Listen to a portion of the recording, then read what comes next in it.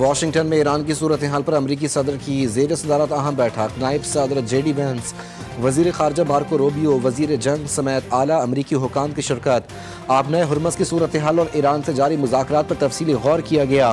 امریکی میڈیا کے مطابق اجلاس میں صدر ٹرمپ نے اساسوں اور ثالثوں اور ایرانیوں سے فون پر بات کی، جس میں موجودہ صورتحال اور ممکنہ پیش رفت پر بات چیت کی گئی۔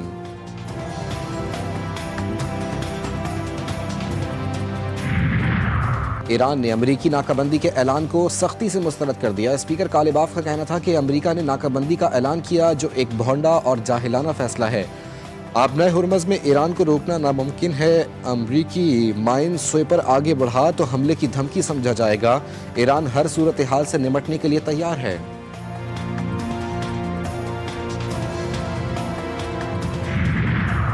وزیر اعظم شہباز شریف نے ملک کو ڈیفالٹ سے بچایا۔ افواج پاکستان نے 5 گنا بڑے دشمن کو شکست دی۔ رہنما مسلم لیگ نون خواجہ سعد رفیق کا تقریب سے خطاب، کہا کہ دنیا بھر میں وزیر اعظم اور فیلڈ مارشل کی جوڑی کا چرچا ہے۔ آج ٹرمپ بھی پاکستان کے گن گا رہے ہیں۔ بھارت حملہ نہ کرتا تو کس طرح پتہ چلنا تھا کہ ہم اسے شکست دے سکتے ہیں۔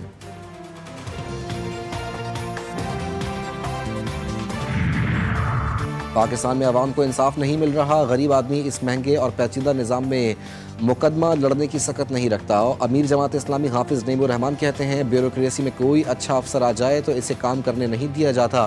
ملک میں صرف چہرے بدلتے ہیں، عوام کے حالات تبدیل نہیں ہوتے۔ ہم سیٹوں کے لیے نہیں بلکہ حقیقی انقلاب کے لیے عوام کی ذہن سازی کریں گے۔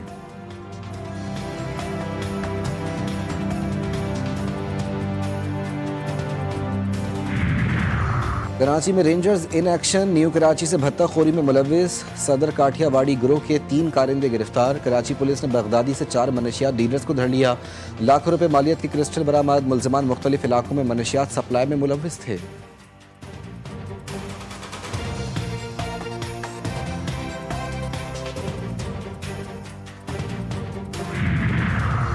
اور پاکستان سپر لیگ میں آج 2 میچز کھیلے جائیں گے۔ پہلا معرکہ کراچی کنگز اور ملتان سلطانز کے درمیان ہوگا۔ میچ 2:30 بجے شروع ہوگا۔ شام 7 بجے پشاور زلمی اور کوئٹہ گلیڈیٹرز کی ٹیمیں مد مقابل ہوں گی۔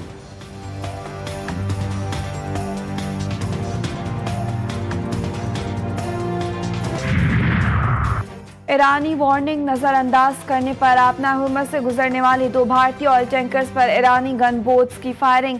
برطانوی میری ٹائم ٹریفک آرگنائزیشن کے مطابق فائرنگ سے ٹینکر اور عملہ محفوظ رہا۔ واقعے پر بھارتی وزارت خارجہ میں ایرانی سفیر کی طلبی، احتجاجی نوٹ دیا گیا۔ امریکی بحریہ کا طیارہ بردار جہاز USS جیرالڈ آر فورڈ 2 تباہ کن جنگی جہازوں کے ساتھ بحیرہ احمر میں داخل ہو گیا۔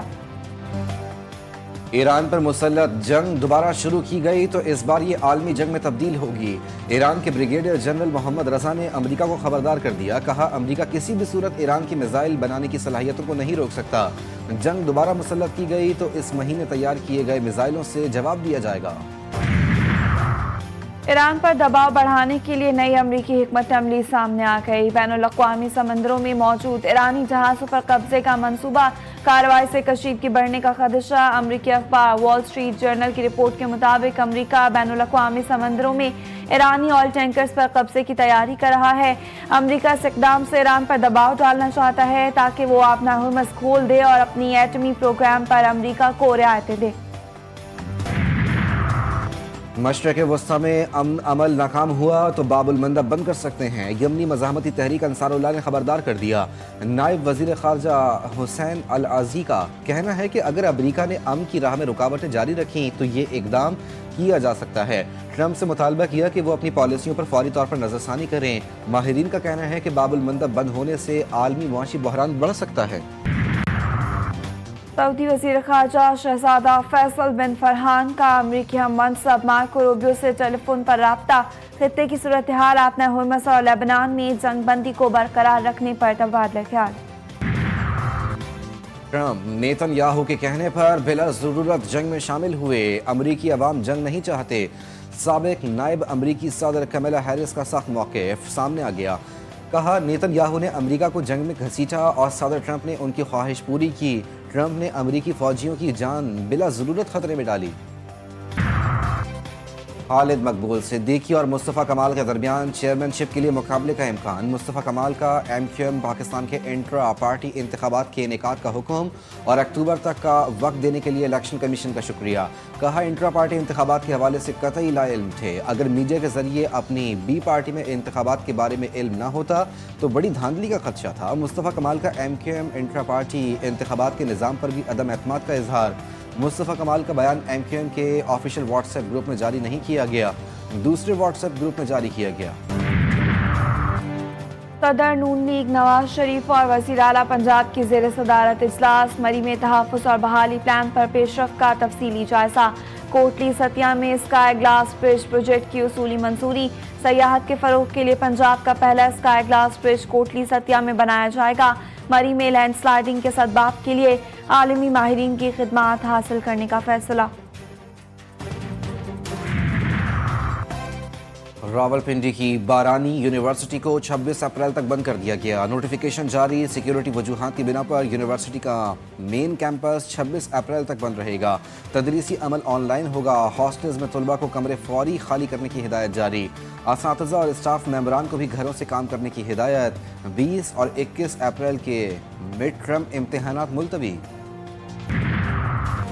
کراچی میں rangers in action. New Karachi سے بھتہ خوری میں ملوث صدر کاٹھیاواڑی گروہ کے 3 کارندے گرفتار. کراچی پولیس نے بغدادی سے 4 منشیات ڈیلرز کو دھر لیا. لاکھوں روپے مالیت کی کرسٹل برآمد. ملزمان مختلف علاقوں میں منشیات سپلائی میں ملوث تھے. ضلع ملین میں منشیات فروشوں کے خلاف کریک ڈاؤن تیز. گڈاپ سٹی پولیس نے کروڑوں کی منشیات خریدنے کا منصوبہ ناکام بنا دیا. ملزم گرفتار. آئس اور 1 کروڑ 20 لاکھ برآمد. پنجاب خیبر پختونخوا اور آزاد کشمیر کے مختلف علاقوں میں بارش. بعض مقامات پر ژالہ باری. سوات، کرک، مالاکنڈ، ایبٹ آباد اور مانسہرہ میں بارش. گلیات اور وادی ناران میں برف باری سے موسم سرد. وادی نیلم میں لینڈ سلائیڈنگ. مرکزی شاہراہ کیل شیخ بیلا کے مقام پر بند. سیاحوں کی 20 سے زائد گاڑیاں پھنس گئیں. بلوچستان کی وادی زیارت کے بالائی علاقوں توبہ چکزئی اور توبہ کاکڑی میں بھی بارش. شاہراہ کراکرم کوہستان لاچی نالا کے قریب لینڈ سلائیڈنگ کے باعث بند ہو گئی. محکمہ موسمیات نے آج بھی ملک کے بالائی علاقوں میں بارش کی پیشگوئی کر رکھی ہے. تل ابیب میں ایرانی حملوں سے ہزاروں گھر ناقابل رہائش. شہری انفراسٹرکچر کو شدید نقصان پہنچا.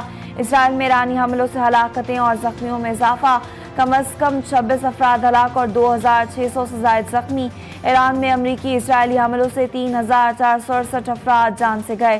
خطے میں بڑھتی کشیدگی سے انسانی بحران سنگین صورتحال اختیار کر گیا. اسرائیل کے خلاف پابندیوں کی قرارداد برطانوی پارلیمنٹ میں پیش. 75 ارکان کی حمایت. قرارداد میں کہا گیا کہ اسرائیل فلسطینی زمین پر قبضے کو باضابطہ شکل دینا اور مقبوضہ علاقے میں اپنا کنٹرول بڑھانا چاہتا ہے. یہودی بستیوں سے وابستہ معاشی سرگرمیوں قبضے کو مضبوط کرنے والوں کے اثاثے منجمد اور سفری پابندیاں لگانے کا مطالبہ. پاکستان سپر لیگ سیزن 11 میں راولپنڈیز مسلسل 7ویں میچ میں بھی ناکام. قلندرز 32 رن سے کامیاب. راولپنڈیز ایونٹ میں پلے آف مرحلے کی دوڑ سے آؤٹ ہونے والی پہلی ٹیم بن گئی. لاہور قلندرز نے مقررہ 20 اوورز میں 4 وکٹوں کے نقصان پر 210 رنز بنائے. فخر زمان 84 اور محمد فاروق نے 63 رنز کی اننگ کھیلی. 211 رنز کے ہدف کے تعاقب میں راولپنڈیز 9 وکٹوں پر 178 رنز بنا سکے. حارث رؤف نے 3, شاہین شاہ فریدی اور اسامہ میر نے 2 وکٹیں حاصل کی. پاکستان سپر لیگ میں آج 2 میچز کھیلے جائیں گے. پہلا معرکہ کراچی کنگز اور ملتان سلطانز کے درمیان ہوگا.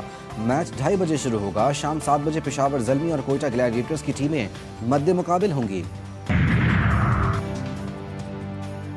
اور کراچی کے ایکسپو سینٹر میں 4 روزہ مویشی اور پرندوں کی شاندار نمائش. بڑی تعداد میں شہریوں کا منفرد فیسٹیول کو دیکھنے کے لیے ایکسپو سینٹر کا رخ. نایاب اور اعلیٰ نسل کے جانور شہریوں کی توجہ کا مرکز.